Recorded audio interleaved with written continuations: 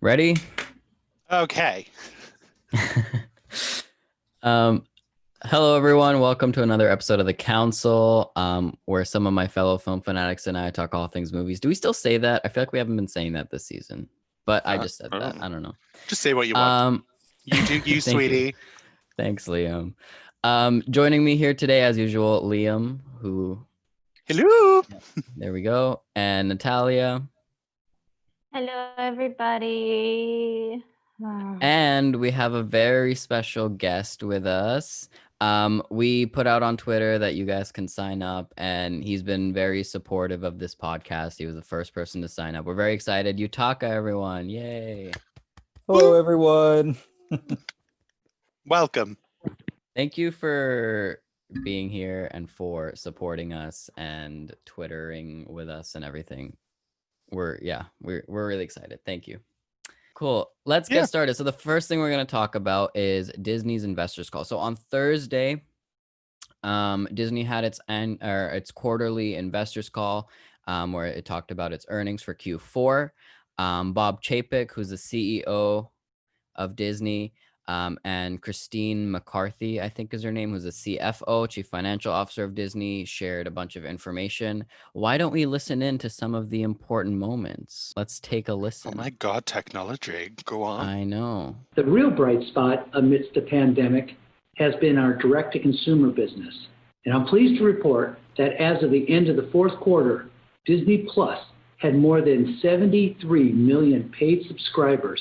The growth of Disney Plus speaks volumes about the strength of our IP. We've restructured our media and entertainment businesses. The fiscal fourth quarter's diluted earnings per share was a loss of 20 cents. Our financial results continued to reflect significant impacts from COVID-19, which we estimate adversely impacted segment operating income in Q4 by $3.1 billion. We are pleased to report that Walt Disney World, Shanghai Disney Resort, and Hong Kong Disneyland all achieved a net positive contribution in the quarter, which means we generated revenue that exceeded the variable costs associated with reopening. Park reservations at our reduced capacity limits are already 77% booked for Q1, with Thanksgiving week booked close to capacity. I will note that we do not plan to further update any of our subscriber numbers until our Investor Day on December 10th. As Bob and Christine have mentioned, we are looking forward to sharing a lot more with you at our December 10th Investor Day. All right. So a lot of hoot. information there. I know, such a blast. So Disney actually came out pretty well, I think, in Q4. They're like, yeah, we lost a couple $1 billion, but our parks are doing well. So, yeah, Natalia, what do you think about the call? What did you think? What were your thoughts? I don't know. I don't really have a whole host of opinions because who was the last person that spoke? Was that the OG Bob? No. Bob Iger was I don't know his name, but he was the guy who was kind of like moderating it. So you would ask the questions and then he'd be like, Bob, answer. Because they weren't all there in one room. So he was kind of like COVID. Gotcha. COVID. Yes. Astute observation there, Liam. I don't know. I don't really have a whole host of opinions on this. I have never really been into the whole investors call situations. Mm-hmm. So I can't really speak a lot on it. I just want them to talk about Mulan. I want to join in on that part of the conversation. Don't worry. I'll be silent up until then. So let me ask you, the 73 point something million subscribers for Disney Plus. What do you think of that number? Because didn't they say like 50 for the first year and now they're already at 73? They jumped like 10 million in one quarter. So what do you think about that? Why do you think that happened? Why? Well, I think it makes sense because like you're cooped up inside. Hopefully, please don't go out unless necessary. So obviously you're going to have to find more sources of entertainment. And since Disney Plus is tremendously family friendly, it makes sense that a lot of people would gravitate towards that to keep the kids entertained. And I don't know, the parents have like Netflix or Hulu or whatever. No, I think the growth in subscribers totally makes sense because, Mm, pandemic. I Liam? don't think it totally makes sense down to just people being at home, because I think the jump that they've had in this time frame is a lot larger than they've had in other time frames, apart from obviously initial signups for each area, with it being like a staggered release. I think for no releases, is that the word? Mhm. Yeah, I'll go with releases. I think for the fact that they haven't released it in any country, I think 10 million is a really big jump. So I think it is only down to either Mulan, which, considering they didn't slate Mulan on the call, could be, or Mando. They're the only Yeah. two things that have happened since the last investors call and this investors call, where it jumped by like over 10 million, just over 10 Mhm. million. They're the only two things that have happened. So they can be the Yeah. only things that have caused this. I don't think it's fully down to the pandemic, because we're Yeah. not all in a full, like, the UK's only Especially just went now. back into lockdown. Europe's only just went back into lockdown. So when these jumps happened, Mhm. nowhere was in lockdowns, where they didn't have this bigger jump when the first basically worldwide lockdown happened. So that's why Yeah. I think they didn't like slate fully. Like, obviously they had bad words because of the controversies, is what is all they've said, and that's it. Yeah. But I think they would have went more ham on it had that not been a factor in the subscriber jump. Yeah. Well, I mean, during the whole call, Bob Chapek kept talking about how it was the Disney difference, how they have so many IPs. And like, for example, Mandalorian debuted October 30th. I think that still counts as Q4, yes? Yeah, believe Yeah, so. it should. Yeah. So they had that, and they have, a lot of their huge content library. Yeah. So Liam, on Mandalorian, what do you like? Do you think that what do you think about the Mandalorian? It's like even this I new don't episode. I don't understand the Mandalorian.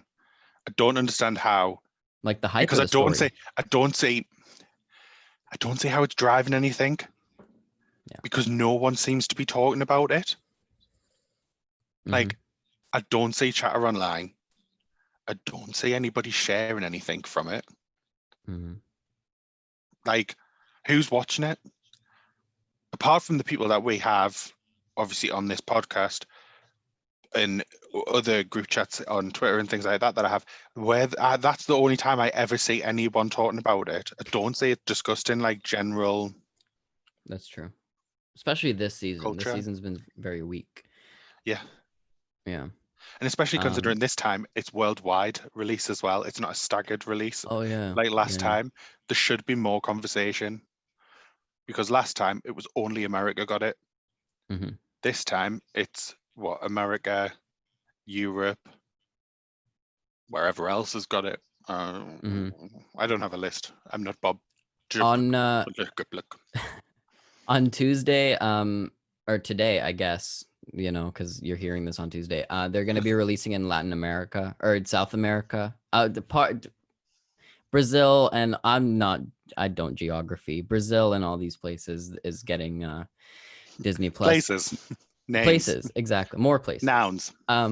Yutaka, you said that you don't have Disney Plus. But there's gonna be more content coming, like WandaVision. They announced that the date's going to be January 15th. Is that going to be something that's going to drive you to get Disney Plus, or are you just not interested in following that story?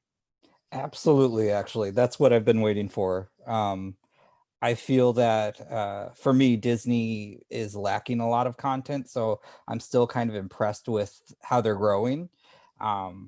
So yes, WandaVision will get me to sign up, most definitely. Yeah. But there's very little chatter, or Mando rarely trends when it releases. Whereas, Yeah. oh, I know, like even this episode, because they had the Clone Wars characters. I never watched that show, but the Boca Tana lady and Sasha Banks. I'm surprised that they didn't drive more chatter. I only know Katie Sackhoff from her crap appearances on the Arrowverse. Fist Lady. Metal Was she Fist in Lady. the- I don't watch that know. type of thing. Yeah. I'm sorry.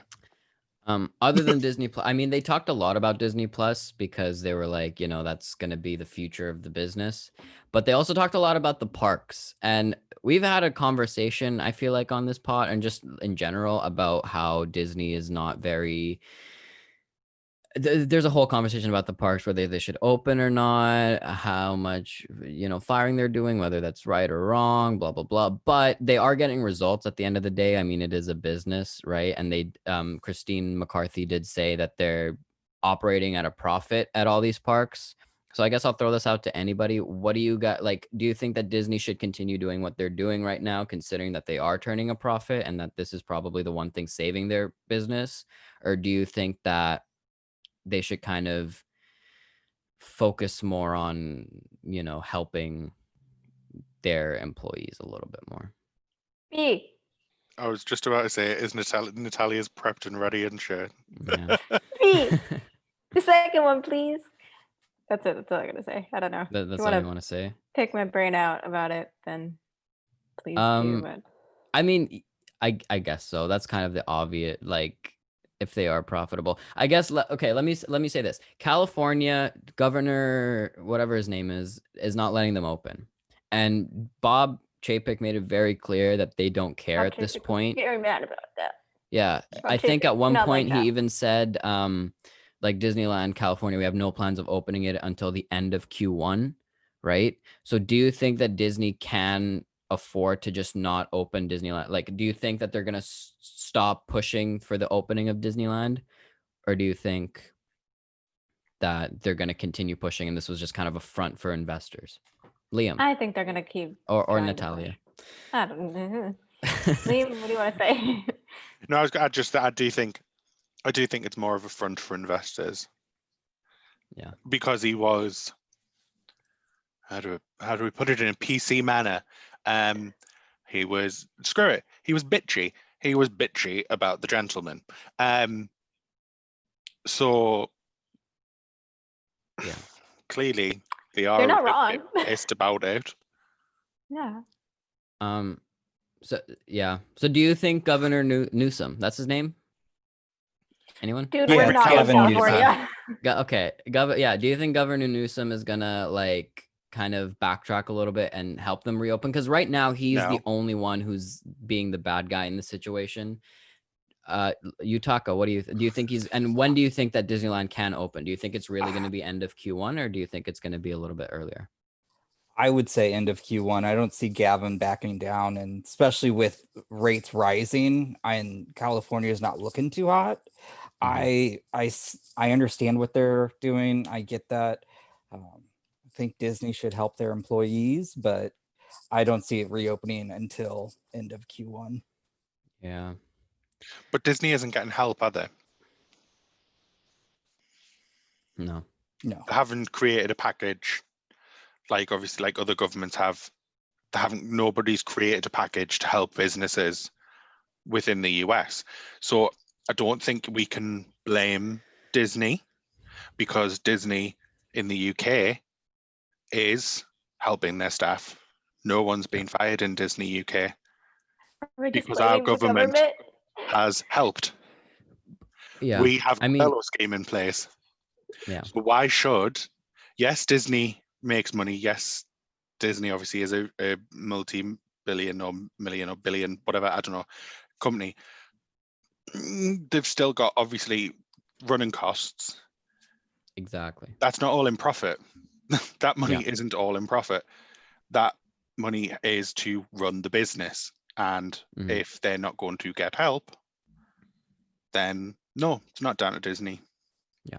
It's down to your government. Yeah. I mean, I completely agree with Liam. I can because Here's the Yeah, thing. I see a lot of totally. people online being like, you can't open Disneyland.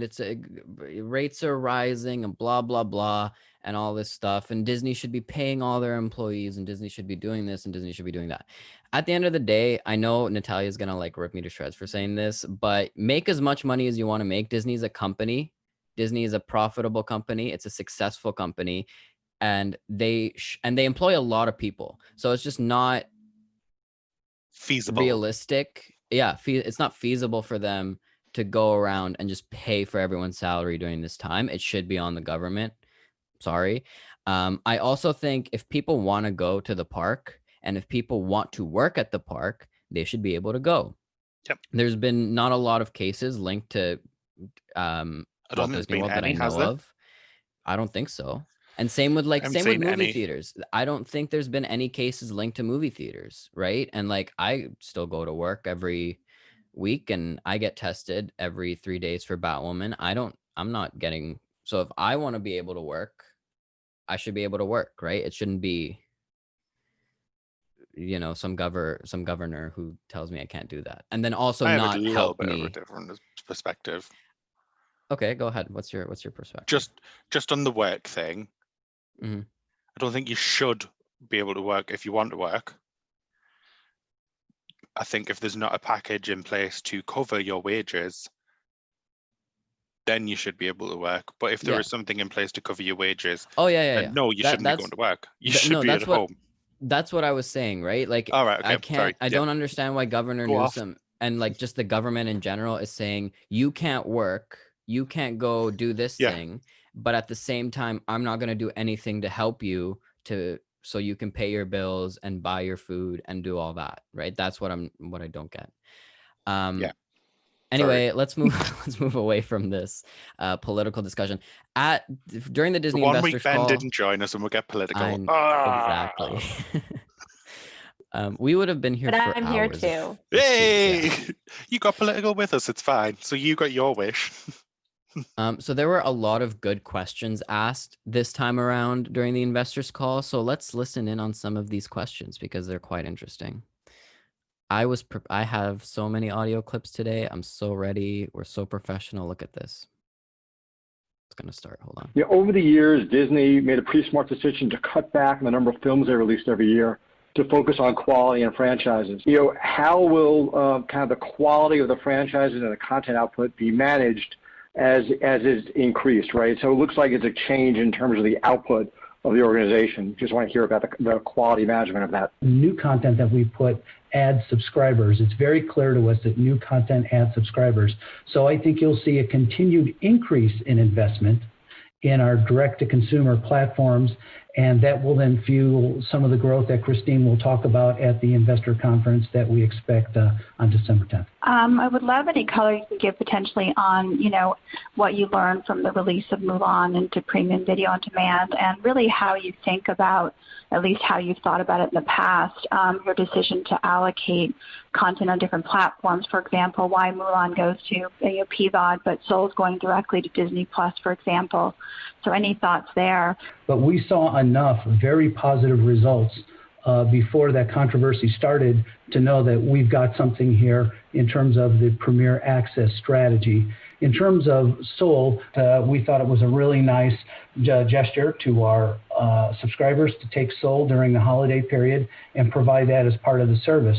Bob, I know you're saving a lot for December 10th, but you announced a pretty substantial reorganization. I'm just wondering if you could talk a little bit more about your motivation there, you know, that you can manage the risks of, you know, separating content production decisions from monetization decisions, because it's a pretty substantial change.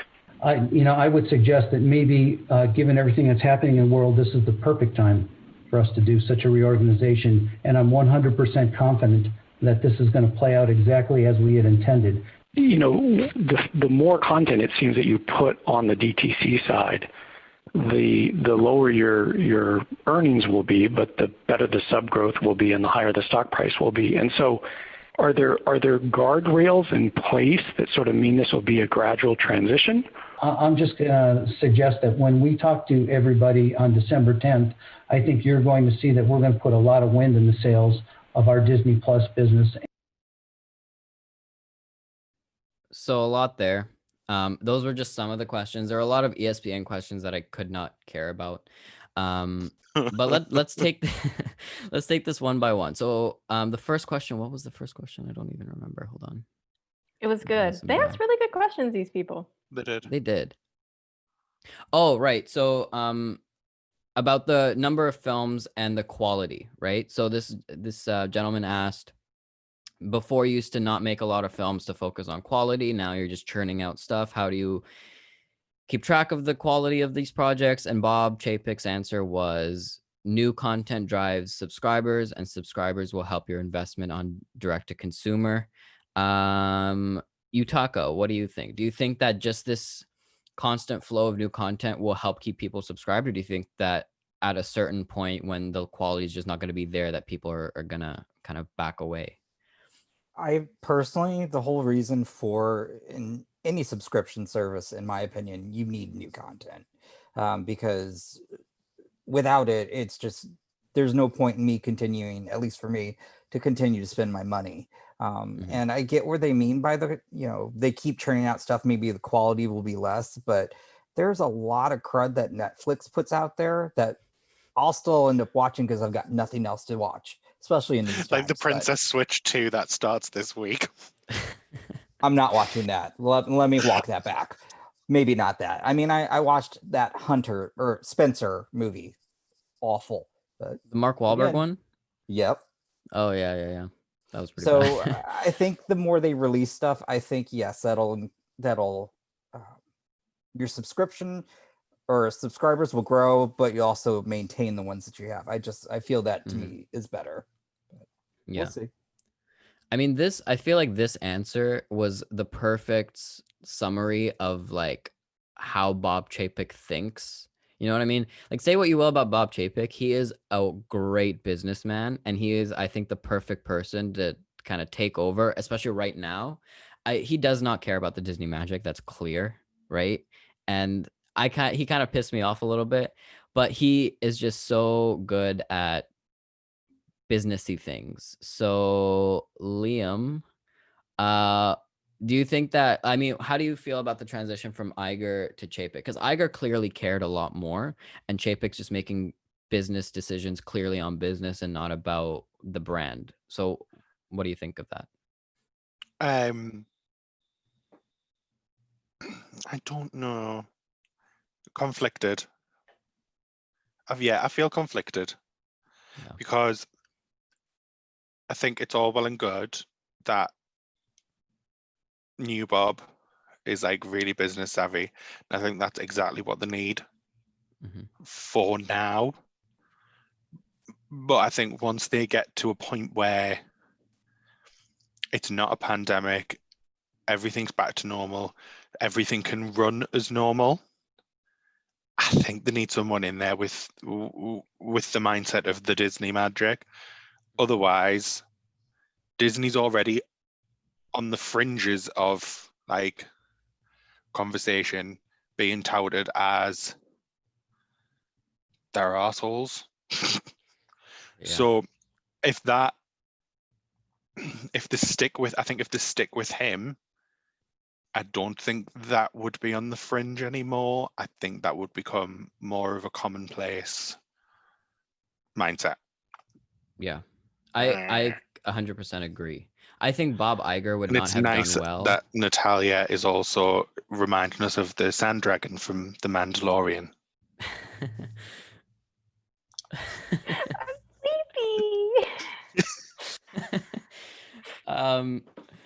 Yeah, I mean, I completely Disney agree. Plus. I think after this pandemic's over, I really want to see Iger kind of come back and not be CEO, but kind of do a Walton Roy or like a Eisner and whoever worked with Eisner. I forget his name. It needs to be there. Because, yeah, I mean, again, it's a business, so I'm fully supportive of Chapek and Disney. As much as a fan, I don't like it. It is a business and they are doing well, so I don't kind of agree with the whole asshole thing. But it is kind of bad. Bob Chapek, I don't think understands kind of the optics of his business decisions. He doesn't understand the fan aspect. Yeah. He doesn't understand. I think it's like looking at the family aspect of Disney. he doesn't seem He's to have looking at it that. as a investor and not as a fan. Exactly. Yes. That's why I think Iger needs to come in. Yeah. Natalia, what do you think? I agree. I really miss Bob Iger. He's still around and everything, but like, we've seen so much of Chapek and I don't know. I don't vibe with him. I do miss the Disney magic a lot, and I don't think you're ever gonna get that with Chapek. Okay. Yeah, it feels a lot with Chapek like he's just molding Disney into having the same kind of large conglomerate image that so many other companies have, and in doing that, you take away with the good, pretty Disney magic, which still was there, the conglomerate image with the Disney magic, but now one is outweighing the other. You know what I mean? Yeah, I agree. And then the second question, Alexandra Quadrani asked this from JP Morgan, and the last time during Q3, she also asked the question about Black Widow going to Premier Access. So she just has the best questions. What do you think about his whole? It was good until the controversy. Anyone? I mean, can we just put it out there? The way she said PVOD. Did PVOD? nobody else pick up PVOD? What? Shut up. Flat out. That's what she But that is said. what you call that She is said like PVOD. I couldn't that is what concentrate the on anything investors else. call it. I 'Cause it's- couldn't concentrate on it's anything else PVOD and because they said PVOD. No, I don't like it. It's Calm down. PVOD. I don't like it. It put us off. It's not that deep. It is. To some of us, it's deep. Some of us. Yeah. She's got great questions, that woman. She does. did. She really does. She did. I love that question. And his was like, I don't know. His answer just felt like that project. It felt like there was just a lack of foresight, like a lack of checking everything, being like, oh, I don't know. Like you should have realized that something was going to go awry when you have talented Asian leads on screen, but all the Caucasians Chapek's behind. defense, this film was not made under his leadership. This was approved by Alan Horn and Bob Iger. So we can't really blame him for that. Okay. In that case, I take back what I said. Still don't like the movie, as we all know. No, the movie's garbage. The movie's bad. But then Soul, I think that was actually no, Yutaka. Yeah, go ahead. I do want to say a couple things about Mulan or Melan because it was meh, but the response. Careful, to me Liam's was gonna kill you. Yeah, yep. I don't have a problem with people having issues. I have an issue with the response that he just kind of blew it off. That the controversy, I don't know. That's what really made me very like. I was going to sign up with Disney, but like I can wait now for the Marvel stuff because I just didn't want to support that. His response and Walt Disney's is they're still standing by it, or they're kind of like, it was there, but that's not a big deal. So I have. Are we all forgetting that Disney was founded by a Nazi, though? Oh no, Disney was an awful person. No. We don't like him either, dude. I was gonna make another political joke, but I'm gonna stay away from that. Okay, bye. And then Soul, I think it was a good question to ask, why is it not going? And Chapek's answer made me laugh it's like a Christmas gift. We're giving it to you. So it's a lovely way of putting nobody gives a shit about this film. Neither fans nor staff. Yeah. And also I think that plus the fact that they literally did not give a single number about Mulan during this call shows you how Premier Access did not really do well. Right? Yeah. It got them 10 million subs. But did it? I mean, literally, Mando happened at the very end of the quarter. Yeah, that's true. Like, the only thing that happened in this quarter was Mulan. Yeah. Like, it's lovely to want to crap on it from a great height. But that is a figure. That's true. That is a figure that can be looked at and go, you know what? The only thing that happened in this 3-month period was they released Mulan. What caused them to gain 10 million subscribers? There's a possibility it was Mulan. Yeah. And then everyone watched the movie. That's true. Yeah. And then the last thing that they kind of talked about was the whole restructuring of kind of the entire company's leadership. So does anyone have any comments on that before we move on? I know Liam, you I you didn't wrote a lot even of know notes, that so happened. just I run through didn't. your notes. Not on this. I just wrote subs increased possibly due to Mulan or Mando, and this call was I'm more interested in December 10th call. Yeah. I mean, I think yeah, this is they like really. I think this is like what's that word? A mise en bouche or whatever. What? Someone smart help me out here. A moose bouche. Yeah, Moose you're bouche, yeah. amuse-bouche, yes. Yeah, I mean, they're kind of really punted every question to December 10th. We'll answer it. You know, Yeah. If December 10th sucks, I'm gonna be really disappointed. I want so much from that Investors Day. I want it all. Yeah. Speaking Any of final Disney, comments? I want it all. I want it. Any final comments about Disney Investors Call before we move on? No, I'm good. Okay. Go off. So that is the end of the episode. We've been talking for a long ass time, but we're here. We're done. So thank you, Yutaka, for joining us. Oh, thanks for having Good me. job. First guest. I didn't even cuss this entire time because I thought it said I no know. swearing. Yeah, but Liam doesn't listen, so I'm thank even you the for one that reading my reminded him. document because no one ever reads my document and no one ever marks the stupid green boxes, and it really annoys the crap out of me. I read the document. I do I'm too. the only one that reads the document. I read it. I read it fully. I have it on my screen now. Oh, okay. Wow. Thank you. But most of them don't. Yousef couldn't care less. I even reminded Yutaka to not swear, and then I've just swore constantly. It's fine. Yeah, There's a bleep button. It's okay. Yeah. And we can always make this explicit. It's fine. But that is the end of the show. It was fun. This was a fun one. It was. So thank you guys so much for listening. To watch the video portions of this, subscribe to youtube.com/themovielover. Friday, Saturday, Sunday. This Friday is going to be Disney Investors Call. Saturday is going to be Snyder and the movie moments. And then the last one's going to be Jeopardy on Sunday. Sunday fun day. Why not? Be sure to subscribe youtube.com/themovielover. Follow us on Twitter @thecouncilpod and Instagram @the_councilpod. Yutaka, do you want to plug your Twitter? Anything? I don't know. No, I don't got nothing going on. We're good. Oh, okay. But yeah, I guess so. That's it. Bye, everyone. Bye. Bye. Oh, hey, thanks for watching.